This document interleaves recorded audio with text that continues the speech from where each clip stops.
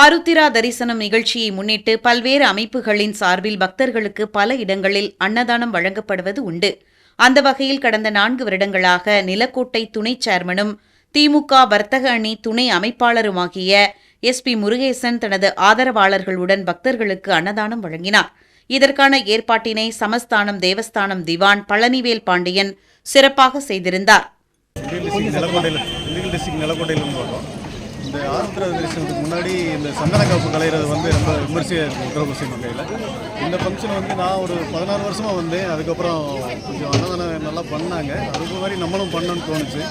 இது எனக்கு கண்டினியூஸாக 4வது வருஷம். நல்ல மக்கள் ஆதரவு கொடுக்குறாங்க. காவல்துறை நல்லா சிறப்பாக ஏற்பாடு பண்ணியிருக்காங்க. ராணி அம்மையாரோட தலைமையில் நல்லா சிறப்பாக பண்ணிக்கிட்டு இருக்காங்க.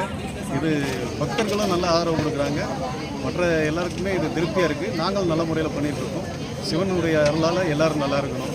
இதே மாதிரி எல்லோரும் ஆர்வமாக நிறைய அன்னதானம் பண்ணணும்னு நான் வேண்டிக்கிறேன். இது போன வருஷத்து வரைக்கும் 3 வகை போட்டோம். இந்த வருஷம் 4 வகையான சாதம் போட்டோம். SP முருகேசன் நிலக்கோட்டை துணை சேர்மனாக இருக்கேன். திண்டுக்கல் மாவட்ட வர்த்தக அணி துணை அமைப்பாளராக இருக்கேன்.